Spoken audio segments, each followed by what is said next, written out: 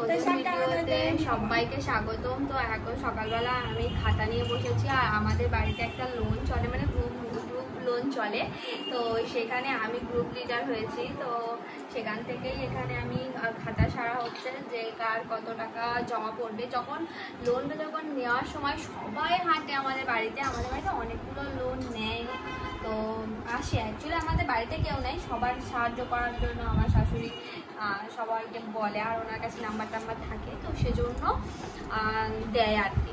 তো এবারে বলি, তো লোন নেওয়ার সময় সবার খুবই আনন্দ, আমারও নিজেরও অনেক আনন্দ হয়, কারণ অনেকটা টাকা আসে। তো 40,000 50,000 জীবনে হয়তো চোখে দেখিনি, এই লোন হয়তো চোখে দেখছি। তো যখন এই কিস্তি দেওয়া হয় তখন সবাইকে ডাকতে যেতে হয়, এই দাও ওই দাও সেই দাও। একজনকে হয়তো ডাকতে যেতে হয় না, সেটা হচ্ছে তো আমাদের এদিকে বামন পাড়া, সে আগের দিন এসে তার বড় অন্তত এসে টাকা দিয়ে যায়।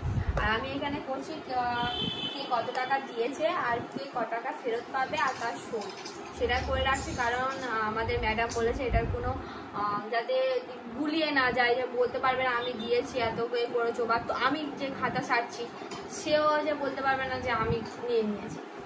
তো যাই হোক, সেরকম হিসেবে আমি খাতাটা এখানে লেখালেখি করে নিলাম। তো এবারে ম্যাডাম আসবে, ম্যাডামের বিষয় আমি বলে দিয়েছিলাম আগের সপ্তাহে যে আমি নেক্সট সপ্তাহে আমি যেন কারোর বাড়ি আমার শাশুড়ি যাওয়া না যায়, আর কাউকে ফোন না করতে হয়, সবাই আগে চলে আসবে।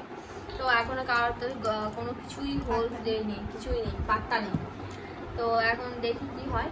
তো রান্না বান্না মা সকালবেলা করে নিয়েছে, আর আজকে একটু আকাশ মেঘলা করেছে।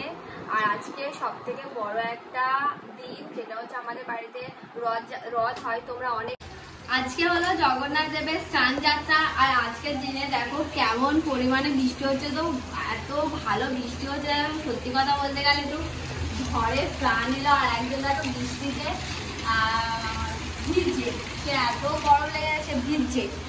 তো বৃষ্টিটা হচ্ছে, তোমাদের দিকে বৃষ্টি হচ্ছে কিনা অবশ্যই কমেন্ট করে জানিও। এখন 10টাও বাজেনি, 9:30 মতো বাজে।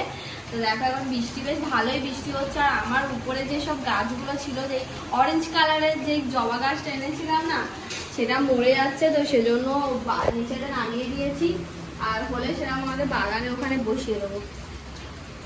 চলো চলো চলো। আর এখন আমি করছি হচ্ছে ডিম সিদ্ধ, এদিকে করছি, আর এদিকে একটা ডিম হচ্ছে ফাটা। তো সেজন্য ভাবলাম একটুখানি ওই ফাটা ডিমটা একটু পোচ মতো করে নিই, নইলে এইটা একটু আমি সিদ্ধ করতে বসিয়ে দিয়েছিলাম। তো তারপরে মনে হলো যে ইয়েতে দেবো রুটিতে। তো দেখো এটা হচ্ছে, এটাকে নিয়ে আমি এখন ফুল হচ্ছে, এটার ভিতরে হয়ে গেছে, সবে সিদ্ধ বসিয়েছিলাম, এর ভিতরে সবে আস্তে আস্তে এটাকে হতে শুরু করেছে। তো দেখো এরকম করে কেউ কোনোদিন ডিম সিদ্ধ করে ভাই? আমি এই প্রথমবার এরকম করে করলাম। দেখো বিরক্ত করো না তো, কত ভালো একটা ডিম সিদ্ধ প্লাস ডিম পোচ, এরকম ডিম পোচ কেউ খেয়ে। তো আজকে জগন্নাথ দেবের স্নান যাত্রা, ওই জন্য আমি রেডি হয়ে আজকে এসেছি জগন্নাথ দেবের স্নান করাতে। আজকে আমাদের বাড়িতে বামুন আসে না, ঠাকুরমশাই আসে না। তো বলা হয়েছিল, তোরা বললো বাড়িতে করে নিতে, তো কারণ আমরা প্রত্যেকদিন ভোগ দিন নিজে কি বলে কি একটা বললো, ভুলে গেছি। তো প্রথমে আমি জগন্নাথ দেবের স্নান করানোর আগে আমার গোপালকে স্নান করিয়ে দিই। তো আমি শুনেছি যা কিছু করার আগে, কোনো ঠাকুরের দেওয়ার আগে গোপালকে দিতে হয়, কারণ গোপাল ছোট্ট একটা বাচ্চা, তো সেজন্য। তো এখানে আমি দুধ রেখেছি, ঘি, মধু, গোটা ফল, ফুল, দই সব কিছুই রেখেছি, ফুলও আছে আমার কাছে। তো শুধু ওই ফুল আমার বর এনে দিয়েছে মালা। আর আজকে প্রথমে জগন্নাথ দেবের স্নান যাত্রা হয়ে যাওয়া মানে আর কটা দিনের অপেক্ষা। রথ আমাদের বাড়িতে কেমন হয় তোমরা তো জানোই। আমাদের বাড়িতে যারা আমাদের বাড়ির এখানে কাছাকাছি যারা থাকো, তারা অবশ্যই তাদেরকে আমি অনেক অনেক শুভেচ্ছা এবং আমন্ত্রণ জানাচ্ছি আমাদের পরিবারের তরফ থেকে। তোমরা আসতেই পারো, আমাদের বাড়িতে ঘুরে যেতে পারো। তো চলো আমি আগে গোপালকে স্নান করিয়ে দিই। যদিও এত কয়েকদিন ধরে এত পরিমাণে গরম পড়েছে, আমি শুধু মধু দিয়ে স্নান করাচ্ছিলাম, কিন্তু আজকে যেহেতু স্নান যাত্রা, যেমন আমি জগন্নাথ দেবের করব তেমন আমি গপুকেও করব। গপুকে করার জন্য যেরকম আমি প্রত্যেকদিন যেমনভাবে স্নান করাই সেরকমভাবেই করিয়ে দিচ্ছি এই মধু মিশিয়ে। আর এটা গঙ্গা জল, আমাদের আলাদা করে গঙ্গা জল আনতে হয় না, আমাদের পুকুরের জলটাই গঙ্গা, কারণ আমরা গঙ্গায় বাস করি, গঙ্গাতে বলে সবাই, সেজন্য বললাম। আর তবে গঙ্গা জল দিয়ে স্নান করিয়ে দিচ্ছি। এবারে আমি জগন্নাথ দেব, সুভদ্রা, বলরাম তিনজনকে এবারে স্নান করিয়ে দেবো, দিয়ে আর ভোগ দেবো। আর আজকে বাবন আসলে খুবই ভালো হতো, কিন্তু আসেনি, কিছু করার নেই, তবে আমাদের নিয়মটা আমাদের করতেই হবে, তো সেজন্য আমিই করে দিচ্ছি। প্রত্যেকদিন আমি যেমন গোপালের সেবা দিই, স্নান করিয়ে যেমন করে দিই, সেরকমভাবে আজকে আমি জগন্নাথ দেবেরও করে দিচ্ছি। এবার সুভদ্রার আমি যে স্নান করিয়ে দিচ্ছি ভালো করে, আর জগন্নাথ দেবের হয়ে গেছে, একটা একটা করে করতে হচ্ছে। তো এখান থেকে চুল পড়ছে, দেখো জগন্নাথ দেবের আমি ভোগ দিয়ে দিয়েছি, সাথে গোপালকেও। আর এখানে লক্ষ্মীনারায়ণকে ভোগ দেওয়া হয়নি, হয়তো এটা ভুল করে ফেলেছি, জানি না কি হবে, তবে ক্ষমা চাইছি ঠাকুরকারের কাছে, এটা তোমরা অবশ্যই জানিও। তো তবে প্রতিবারে দিই, এবারে হয়তো ভুলটা হয়ে গেল।